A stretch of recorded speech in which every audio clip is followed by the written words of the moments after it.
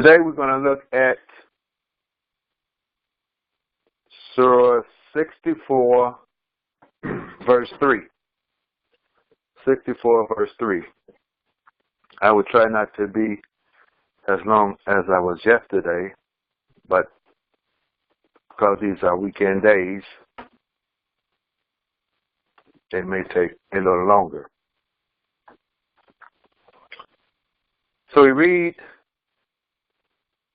Bismillahir Rahmanir Rahim, Khalaqa as-samawati wal arda. He created the heavens and the earth.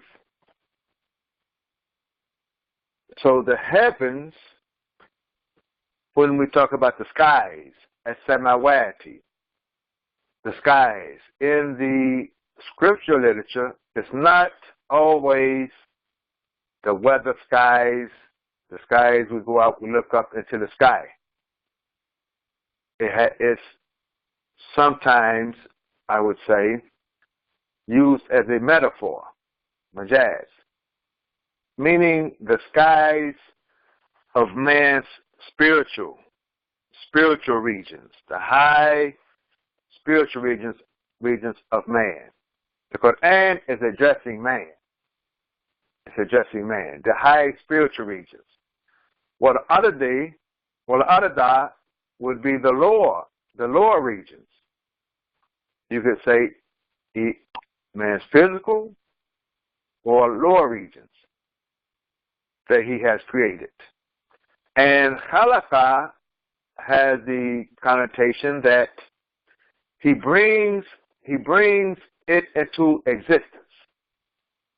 He brings a thing into existence, giving it a form or a pattern that did not exist before, even though we may look similar. But everyone has its own fingerprint. And this is physically as well as spiritually. And as we have said before, the first creation that we have is the creation in nature. And that creation is more abstract. Then Allah brings us into another creation, and this creation is where we become that abstract creation becomes manifest. And this is with all of creation. All of creation. And you'll find this idea being supported by religious philosophers. In particular, Muslim religious philosophers. Including, I have to say again, encourage you again, because especially the students of Mali, to purchase the book by Imam Fahim Shuaib. Imam Fahim Shuaib, because it's a book we're going to be using in the class, in the advanced Mali classes. We're going to be analyzing his book and using it with our works in the class. So hopefully you all will have a copy by the end of Ramadan. You can go to Amazon.com and you can download it. You can download it on the Kindle app, and it doesn't cost much. And this is the principle that he's speaking of in his book, this idea. Bilhaq. In truth, we would say, however, this truth is what we would term the universal reality. And this universal reality, it's formed from the nature as well, and it is more abstract than it is of manifested. It's in both. Truth and reality is in both. Bilhaq. So in order to attain truth and reality, we have to understand the speech of Allah, in that he's pointing to something that is unseen by using that which is seen. So we can see here that when he talks about the skies, we have the physical skies, the stars, the planets, and what have you, we call the skies.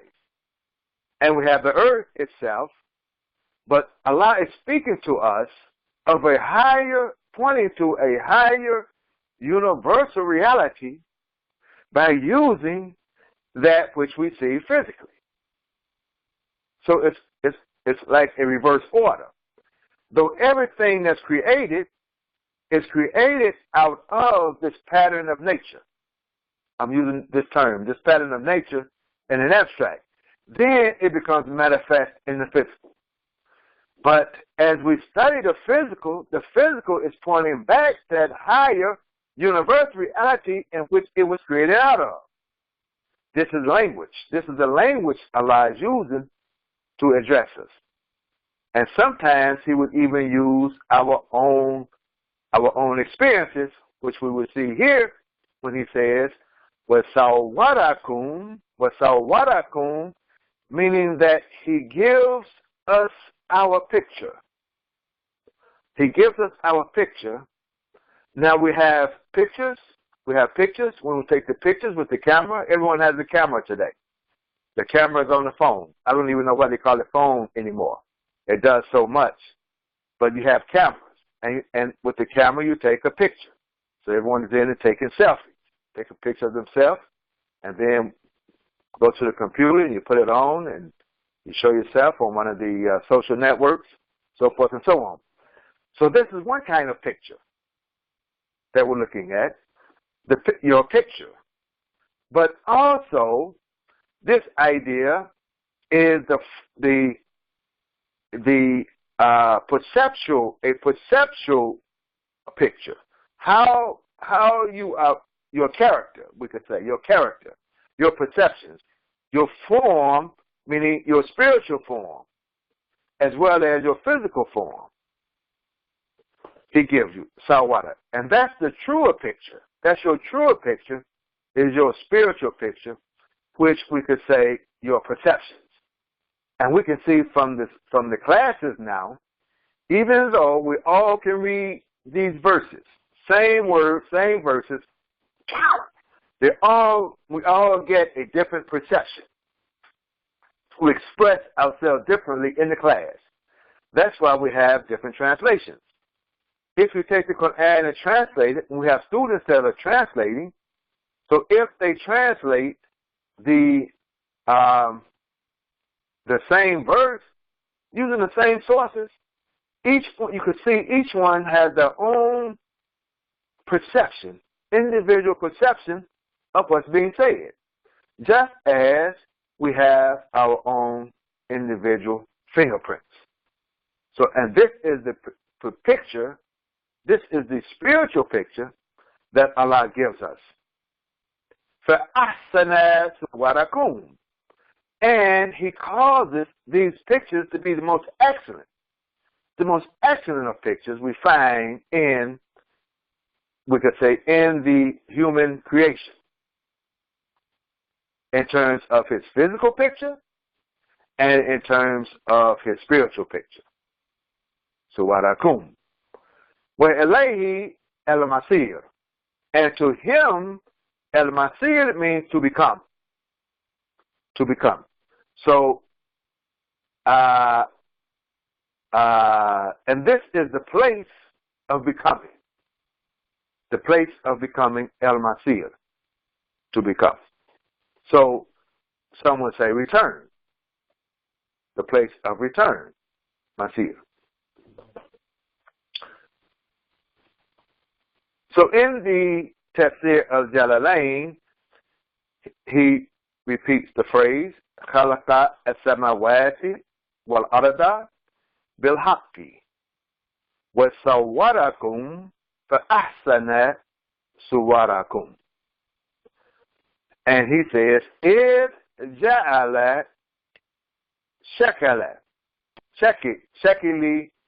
shakali, and when he makes the form, and this word shakal is the form, meaning physical, as well as perceptual.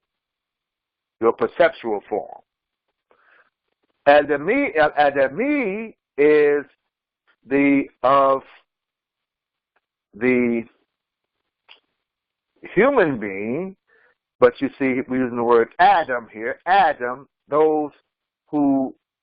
that which pertains to Adam. That we're all in our forms related to Adam, Al-Adami. When he puts the ya here, this ya becomes a nisbah in terms of it being showing a relationship, related to. It shows a relationship, so we're saying the form of a related Adam form. Adam. Speaking to that first form, that original form, that original human being, we call Adam. Adam. Now, I don't know if you all are going to be able to remember, but these presentations all connect. They're connecting these ideas because the Qur'an itself, it connects. It defines itself. So some things I'm not going to elaborate on because I have said them before in other presentations. Asana al-Ashkali, the most excellent of forms. The most excellent of forms. We know we have in the Quran, Allah used the term Asana Taqween. Asana, He created you with the most excellent Taqween. The most excellent Taqween is the most excellent mold. That's one of the translations. But it's the most excellent stance. In speaking of our physical form now, our physical form, man has the most excellent stance, the most excellent establishment, the most excellent form, the most excellent mold, so forth and so on, that as a pictorial, man is perhaps the only creature that can stand on 2 feet, stand straight up on 2 feet without losing the balance, and walk without losing the balance. There is not a creature to have a more excellent stance physically than man. Someone say the ape. No, the ape knees has to be bent. He has to be kind of bent over. He can't stand straight up. Knees, legs, and everything straight. If you go and look, he doesn't walk like that. He doesn't walk straight up like that. It appears straight up, but he doesn't walk straight up. The kangaroo doesn't walk straight up. Even the tree is not as straight. The tree looks straight, but it's not as straight. Not like man. Man has the most excellent stance. That's what Allah says. You see how the Quran, when we read these words, especially in the Arabic text, and we're looking at the words in the Arabic text, it has to encourage our curiosity to go and look. And this is how we began. The modern science began. It comes out of the Quran. So Allah is saying it.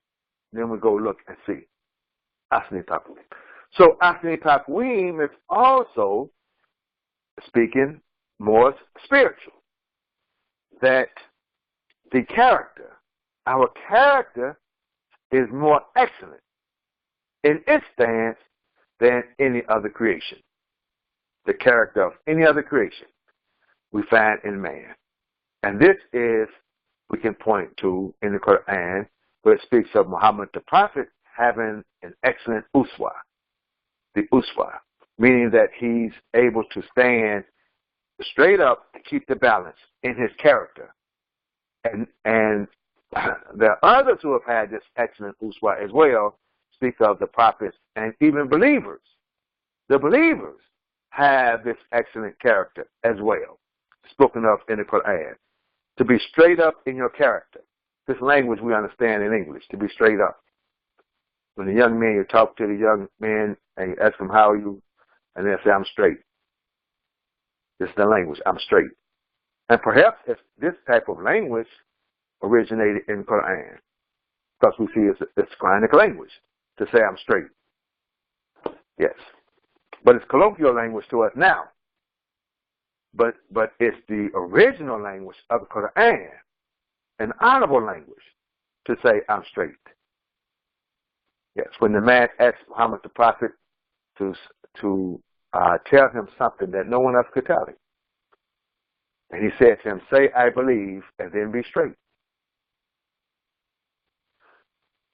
So in our reflection here, and this reflection is not a translation, as I explained, it is a reflection on the words as I am reading them, as I'm showing you now in defining them. So I would write, he has brought into existence the spiritual high regions, which is the as-samawat, and the physical lower regions, which is ard, upon a pattern that had no prior existence. This is the idea of khalaqa. He established them upon sound logic and reason of universal reality, or of universal realities, which is al-haq. Al-haq, giving the most excellent pictures in both regions, or we would say informing you, thus giving you the most excellent pictures in both regions. Thereby, to him is the becoming. And we can also say that if we go back and look, el-masir, if you see it, the letters here, el-masir, we could say is related to suwarun. Because the ya, the waw, and the ya are interchangeable. The waw, the aleph, and the ya are interchangeable. So even in the dictionary, you may find different meanings of the word sawara or sayara, what have you. But you can see here in the Qur'an, it's making a connection that you'll return. So in the idea of you returning to him, it would, or you could say, and to him is your picture, the picture that you have and your perceptions. Because we're not complete in our created form. We're not complete because once we come into this world, we're being influenced by this world, which also adds to the picture. The challenge for man is try to keep that original picture that Allah has given us. That original picture, that we will return with that original picture. But this picture is going to be influenced and perhaps distorted, can be distorted. So forth and so on. That's just a hint to take a look at this idea here. I don't want to go too far beyond the time. We have to be conscious of time. So in our outline here, we're going to discuss how Allah shapes and forms us in the womb of the mother. This is where it takes place, in the womb of the mother. Our diverse and common identities, conscious and nature working together to advance humanity. The interpretation of the conscience and nature into the social life. And consciousness from nature awakens the conscious. I want you to be aware of this concept here. And it's not a quotation from the book that Imam Fahim has written, but the logical idea is in the book that he has written. I'm not good at writing quotes. I will have to write them out to quote him, but that's not the way I do things. I don't do a lot of quoting, though I may end up using his words because those are the words perhaps that I remember, or There's no other way that I can find to express the idea. So either way, I'm giving credit that there's an idea in his book on this, on the consciousness. The consciousness from nature awakens the conscience. First, as we become conscious, we come in this world from nature. Originally, we're nature, the fitla. Every child is born upon this nature. Every baby comes into this life with this nature, as this nature creature. And then, through the experience in this world, it becomes what it becomes. But as we become conscious of things, this consciousness awakens the conscience. We're speaking of conscious is in a higher region. Think of conscious in the higher region. So, and consciousness is in the lower region. So as we become conscious, then this consciousness awakens the conscience. And it does it gradually. Because in the human being, I'm getting away from my subject. In the human being, all of creation, in its abstract, is in the human being. So we can say, philosophically, that that all knowledge, the whole body of knowledge is in a human being, like in a pool, in a human being, and we gradually, we become conscious of bits and parts. And as we become conscious, that consciousness enters into the conscience and helps form the conscience, begins to form the conscience.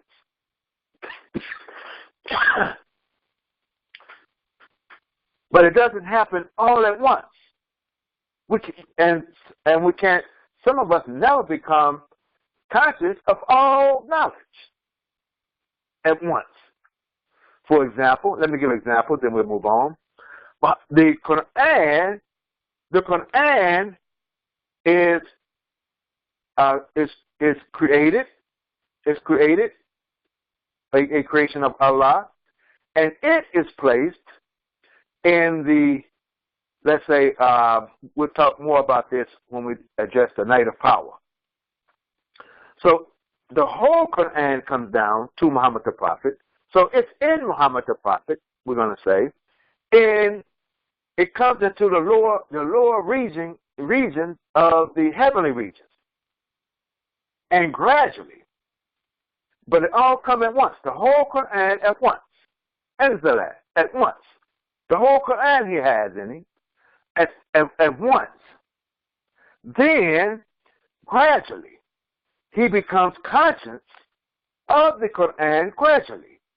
As he becomes conscious of the Qur'an, let's say of verses by verse by verse, he becomes conscious of it, it enters into his conscience and begins to form his conscience. And it occurs gradually over a period of 23 years. Then, at that time, at that moment, his conscience is being formed by the Qur'an that he actually becomes the Qur'an in his behavior. But we have to learn how to read the Qur'an, and then when we read reports on his behavior, we will be able to reconcile his behavior with the Qur'an. But it's not literal, you can't do it literally. You have to understand the language of his behavior as it is the Qur'an itself that stems from his conscience. We'll talk more about it during the night of power, inshallah, God willing. So consciousness from nature, it comes from nature because it's in the nature, awakens the conscience. then the intellect becomes Khalifa. If no Khalifa, we must fast and be reborn all over again.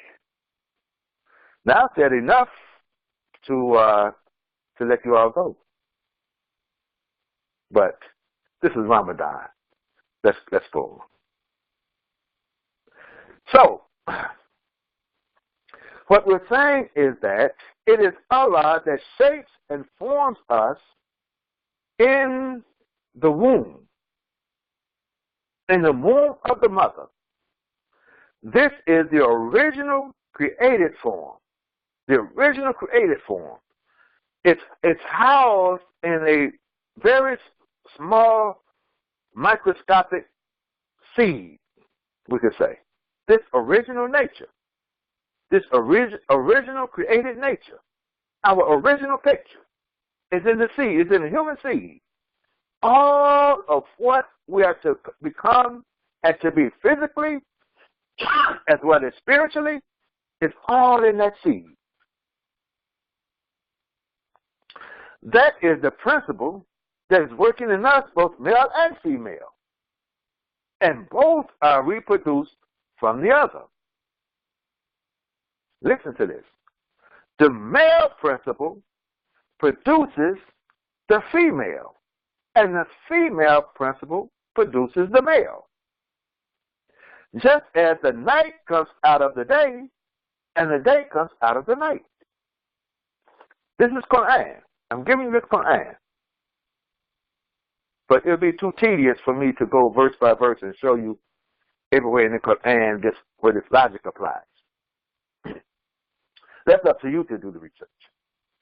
In the male and female form, we come out of the womb as African, Chinese, European, Indian, etc., with the various colors, heights, head textures, shapes, etc.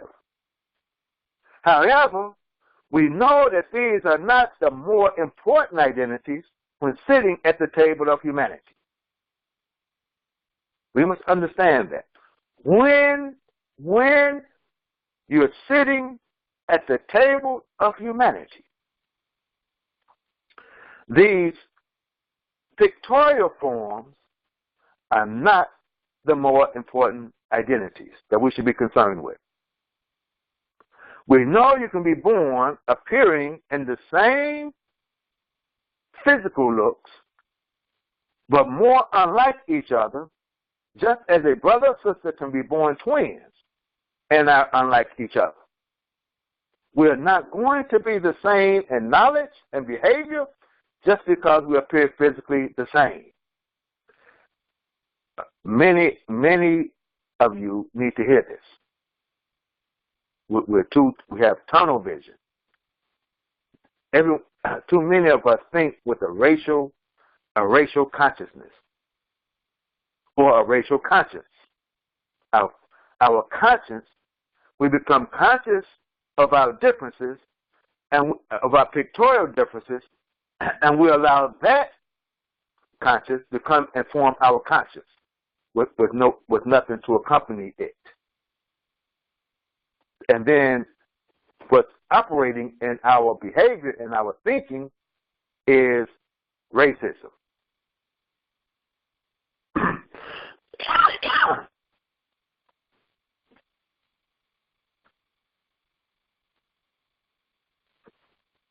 While at the same time, we can have common knowledge and behavior, yet we have never met each other before. Now, you can have a Chinese person because the signs of Allah are the same signs. And a Chinese person can meet an African American person. And because they have both have an experience within their consciousness that has awakened them in their conscience, they both may have a common knowledge and behavior that actually is truly attracted to each other. Attracted, cause them to be attracted to each other. Though they've never even met each other. Maybe they just sit together in a coffee shop and realize this commonality that they have in knowledge. They become so attractive that they are willing to marry each other and advance that consciousness. But the racists will look at them and say, oh, no, no, no. Because they're only looking at the outer picture.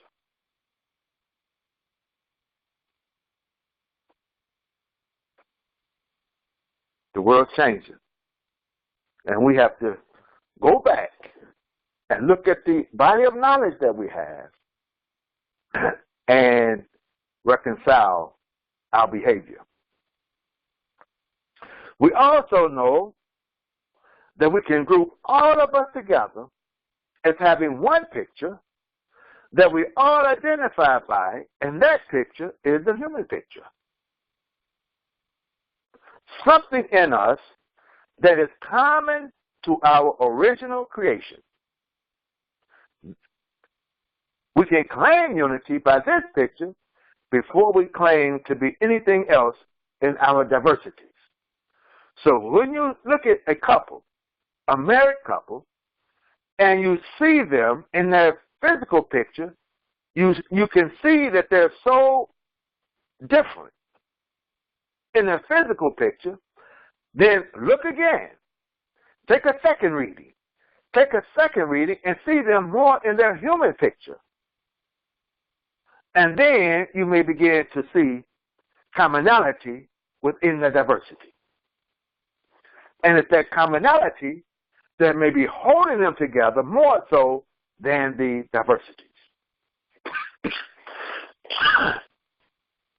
From this human picture, we can say that we have mates bringing about the advancement of life in the humanity, and those mates are the conscious intellect or the conscience and the nature. The conscience and the nature. Now we're speaking of a more abstract. We see the female principle operating as the nature in its purity, or the religious body that stays in its purity as a good picture resembling that which gives birth to consciousness. Let me read that again. If someone is listening to me and trying to call me on the computer, I don't answer that thing anyway. I don't even know how to deal with it. But you're disturbing me. We see the female principle operating as the nature in its purity. That's the female principle operating as nature in its purity, or the religious body, we could say, that stays in its purity as a good picture resembling that which gives birth to consciousness. So it says that nature, as a mother nature, is giving birth to consciousness, S-C-I-O-U-S. S-C-I-O-U-S. For those that's not looking at the screen, that's consciousness. Then it enters the conscience, as we've been saying, where the conscious intellect, C-I-O-U-S, the intellect becomes conscious now. The conscious intellect works to improve upon the nature, of which it is the mother. Having an influence upon the nature that it will have a great freedom and dignity in the world to have a natural life. It is then that we rehearse these principles within the male and female of our social life to help us remember. We put it into the social life to help us remember this higher concept of the working together of the male and female principles. We may interpret this idea into the social life, saying that the male is born out of the female as a sign that the thinker, the male is the thinker, the intellect, the conscience, all are born out of the community. Then it stands over the community and protects, educates, directs the community and to having more freedom and dignity in the life of itself. We can see this in the idea of the community and the leader, where the community represents the mother, principle, or nature that gives consciousness and awareness to the leader, the leader, which is the conscience or the conscious intellect, is symbolized in the male. I'm talking of, I made this presentation before, so I'm going to say it quickly. We have it in the ritual of the prayer. This is in the ritual. See, we're taking these principles, we're putting them in ritual form, we put them in the social life, so we can remember. But, okay, I'm not going to elaborate, but I made it before. So in this, we're seeing that it is the Imam. The Imam is born out of the community. But also, there are times when the community is born out of the Imam. For example, we can see this example real quick. There are people, and I'm included, we call ourselves the community of Imam W.D. Muhammad. What we're saying is that we are a community that was born out of the Imam. But the Imam himself was born out of a community.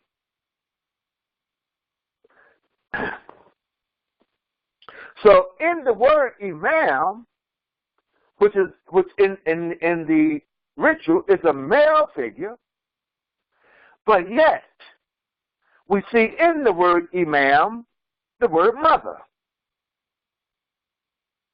So we could say that these both principles are operating in the Imam, the mother principle and the male principle. The female principle and the male principle is operating in the Imam, even though the Imam has to be a male figure. It's a male figure. Think about this. You have to think. Without me doing, they connect with other, as I'm saying, they connect with other presentations I've made without going over the whole presentation I made before. So consciousness from nature will only awaken the conscience. I want to go slow so you can get these ideas. These are philosophical ideas I want you to capture. Consciousness from nature will only awaken the conscience. And once the conscience is awakened, it is supposed to study the nature of the thing that brought its awakening. Then the conscious intellect brings about its manifestation or improvement. So the thing, we're going to call the thing, taking another note from Imam Shuaib, we have the nature, and in the nature, the thing becomes into the conscious from the nature. When all things are in nature, all created things are in nature. So as this thing, you become conscious of this thing, it enters into the conscious, and then it's the conscious intellect grabs it, we say. And it begins to work with it. As it begins to work with it, it has to study the nature of that thing. And as it studies the nature of that thing and works with that thing, intellectually speaking, then it brings about a manifestation itself of that thing and improving that thing. So man, he's the most excellent. He's been given the most excellent picture that he can take from creation, something from nature itself, study it in its natural form, in its natural creation, and then bring about another creation that will improve upon its original creation. Yes, this can be proven by Qur'an also. Now, let me give you one verse, one logic from the Qur'an. We know it's you that's thinking that you're inventing this thing. Now, is it you that's making this invention, or is it we? When Allah says, is it you that threw the sand, or is it we that threw the sand? Is it you that's giving birth, or is it we that's giving birth? So Allah creates, and then Allah creates again. Whatever you carry in your mind, and you recognize what you are carrying in your mind, whether you understand it fully or not, you are responsible for it. Whatever your conscience, bring your consciousness. I'm going to say conscience so you know the difference of two words. One is consciousness and one is conscience. With science, you're looking at it with science. The conscious intellect is looking at the thing scientifically, so we call it conscience. So when consciousness comes into the conscience, and you become aware of it, whether you understand it fully or not, you are responsible for it. Allah has placed responsibility in our original nature. In our original makeup, we have responsibility. The intellect is given responsibility when it is given birth by Mother Nature. By Mother Nature, in essence, Allah wants us to be Khalifa. Now, let's look at this in how we can interpret it into our social life. To interpret what we are saying in today's social climate is that just as Mama is not always going to be responsible for you as an individual, Mother Nature is not going to, if you understand what we've been saying, Mother Nature is not going to always be responsible for the conscience.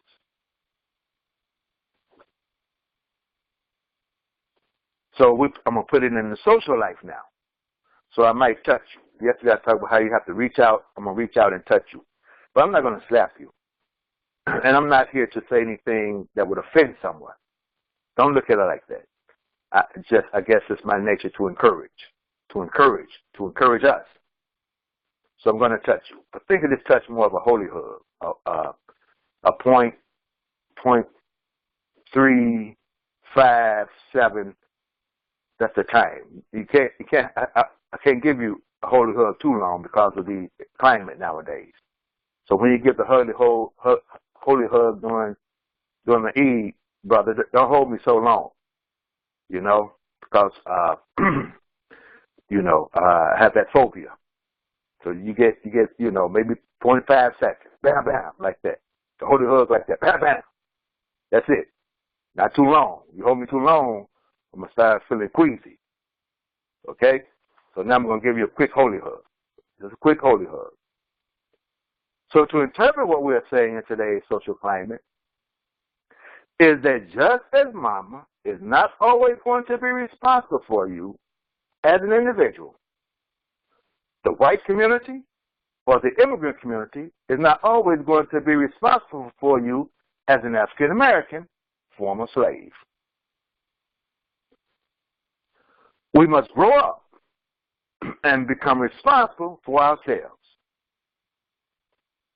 for our own actions and behavior, essentially for our own community life. You're on your own now. Mama can't help you. Mama's not responsible. Daddy is not responsible. You can't blame your drug-addicted mama on your behavior once you become conscious. And that consciousness enter into the conscious, begin to form your conscious. You can't blame them anymore. You can't blame the essence of fatherhood for your behavior once you have become conscious. You can't blame divorced parenthood for your actions once you become conscious. You can't blame slavery or Jim Crow for your actions and behavior once you become conscious.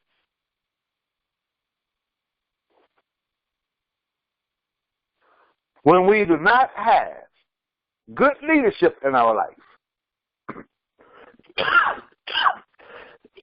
when the leadership becomes dead or corrupt, we have to hold on to the best of our nature until nature produces out of it a good leader. And if the nature has become corrupt, the nature itself has become corrupt. See, in today's society, social society, yes, when we don't have good fatherhood, then we have to hold on to motherhood until our community life produces good fatherhood. But now we have another problem. The mother has become corrupted. Now, when the mother becomes corrupted, that we no longer recognize her in her purity of motherhood, then we have to pass from this world's knowledge. I'm going from the social, practical life, to the abstract. So catch it. Then we have to pass from this world's knowledge and behavior. Leave it alone. What we're seeing in this world today, we're calling culture and what have you, and this behavior that we're seeing, we can't hold claim to it. Fast from it. And pray that we be reborn all over again as a people. We have to pray for God's intervention. And that is what has happened to us, and that is what happened to Muhammad the Prophet. Quit crying, because Allah has intervened. Just as He intervened in the life of the Meccans, with Muhammad the Prophet, He has intervened in the life of the African American. And that also is what has happened to Jesus, the son of Mary. May Allah's prayers and peace be upon all of them. We have this principle operating in us as a ritual. This principle of being reborn. We're in the womb now. The 9th month called Ramadan. That we are in our mother's womb looking forward to our first birth. Our first birth, the Fitr. Eid al-Fitr. We're looking again for our first birth, the birth of our good nature, our pure nature. All over again. We are born with revelation that is prepared to enter into our conscience. This is the idea in the ritual. The ritual, this month is just not about fasting. It's just not about fasting. This month is also about reading the Qur'an and becoming conscious of the Qur'an. So we are born with revelation. That's the Qur'an. That is prepared to enter into our conscience. Conscience. That's why we have to study Qur'an as a science. It's going to enter into our conscience. Then after 3 periods of revelation, our intellect experiences a brighter light. It is turned on. It's called Adha. A brighter light called Adha. That's when it is turned on. Our life becomes complete again with the 30 nights plus the 10 nights. Our life becomes complete again with the purity of nature and enlightenment. We come down from the ascending order and build a good community life that we preserve and reproduce from. I pray that you all understand this presentation this morning, and I thank you all for taking the time to listen. Alhamdulillahi Rabbil Alameen. The praise, the thanks belong to Allah, the guardian evolver of all systems of knowledge. Ramadan Mubarak. That's it, Ramadan. And peace be upon you. Assalamu alaikum.